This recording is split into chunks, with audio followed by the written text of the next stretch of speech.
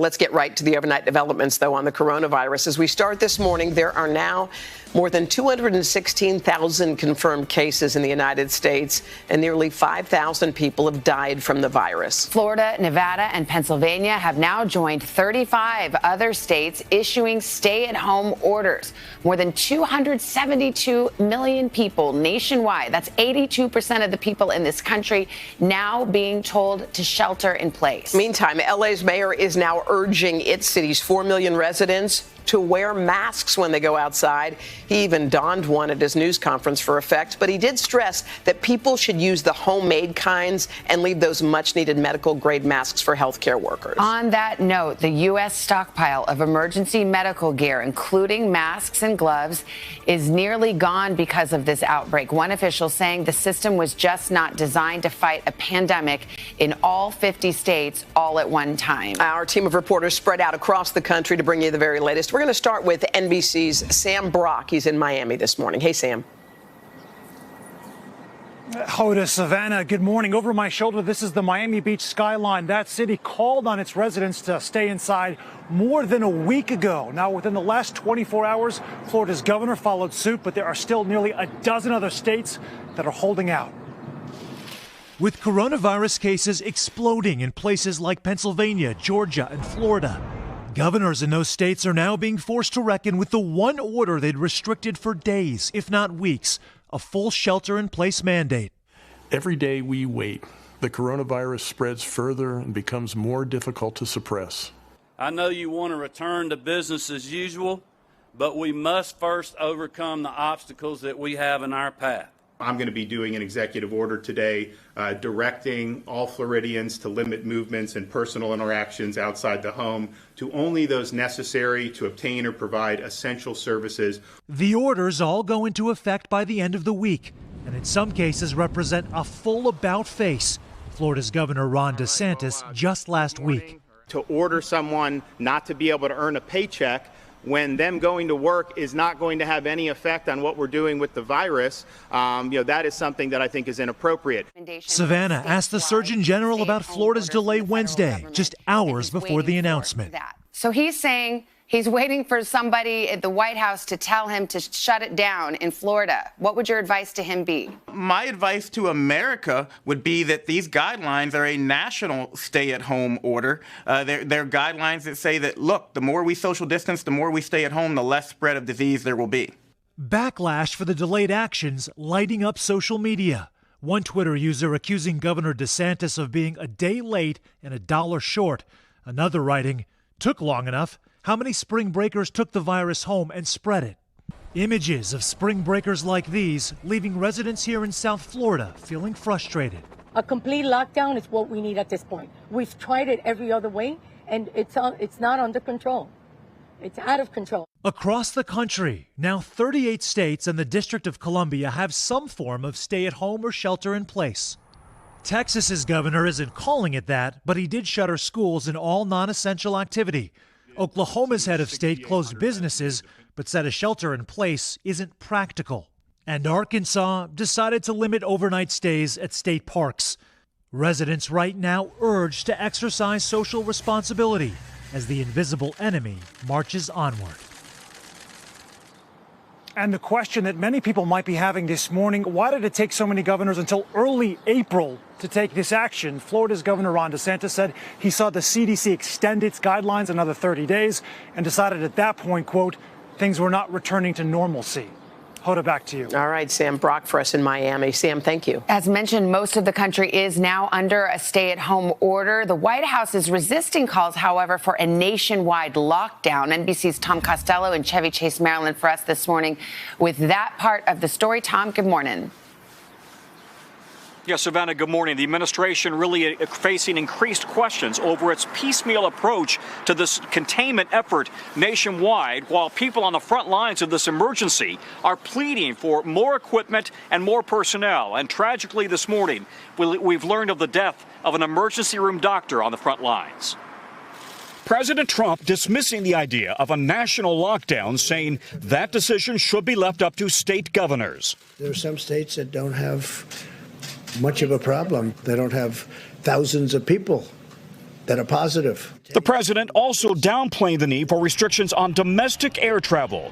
We're certainly looking at it, but once you do that, you really are clamping down an industry that is desperately needed. In hard-hit New York City, nearly 1,400 lives have been lost. Temporary morgues now set up outside of some hospitals. We're still looking for a curve. We're still looking to see where we hit the plateau. The number of hospital beds in the city is also growing, with medical facilities being set up aboard the U.S. Navy ship Comfort, inside the Javits Convention Center, in tents in Central Park, and the tennis center that hosts the U.S. Open. But even with equipment and personnel pouring in, doctors on the front lines are exhausted. This will be my 19th shift in the last 23 days. A team of nurses at Mass General Boston releasing this video on Instagram. But I would be lying if I said I wasn't scared. Hospitals across the country are low on protective equipment. We are allotted 1 mask per day to conserve and prepare for the worst. In New Jersey, ER doctor Frank Gabrin died after contracting COVID-19. Amazing clinician, amazing human being, amazing human spirit. Meanwhile, in the Pacific, the American aircraft carrier USS Roosevelt has nearly 100 positive cases on board. 1,000 crew members have now been removed from the ship. Another 2,700 expected to disembark in the coming days. They'll remain in isolation in the U.S. territory of Guam. Our goal is to get a clean ship. The Navy says it will eventually test all of the sailors, but some will have to remain on board to keep an eye on the carrier's nuclear reactor and the weapons systems. We need those sailors to be safe, we need them to be healthy, and we need that ship to be operational. Al and Lisa Robertson's 28-year-old son, Jason Castricone, is a combat medic on board. He's taking care of all these sick service members, all his brothers and sisters, and is he going to be okay? Are they going to be okay? So far, none of the sailors has required hospitalization. It's believed that their youth and their general good condition should play in their favor. Lastly, we want to tell you that the NIH director, Dr. Anthony Fauci, the chief infectious disease expert, now has to have an increased security detail because of alleged threats against him. Guys, back to you. All right, Tom, and Dr. Fauci will be with us a little bit later in this hour. We'll ask him about that, among other things. We're joined now by Utah's Democratic Congressman Ben McAdams. He was with us, talked to Hoda a couple of weeks ago, just one day after he was diagnosed with COVID-19. He later had to be hospitalized for more than a week after shortness of breath. Congressman McAdams, good morning. We are happy to see you. Happy to hear you're doing better. But, I mean, how are you feeling? What an ordeal. It was quite an ordeal. Thank you and good morning. I'm doing so much better right now. I'm probably not quite 100%, but after we spoke, it really took a turn for the worse. I found myself in the hospital for 8 days and just had trouble breathing, couldn't keep my oxygen levels up, and just it hit me really, really hard. And so it's good to be back on my feet right now. I'm virus free. I just left quarantine a couple of days ago. So I know that hug from the family, I was able to get a similar hug. It was so great as I left quarantine, and I'm doing so much better right now. I'm still pretty weak. It hit me really hard. And that time that I was in the hospital, but every day I'm better, and I'm resumed work and back on my feet. Well, this is such a strange disease. Let's talk about the progression of this, Congressman McAdams, because when we spoke, you said it was like the worst cold you'd ever felt. Your chest was tight. You're young. You're healthy. I mean, I think we both thought this was one of those things that was going to end quickly.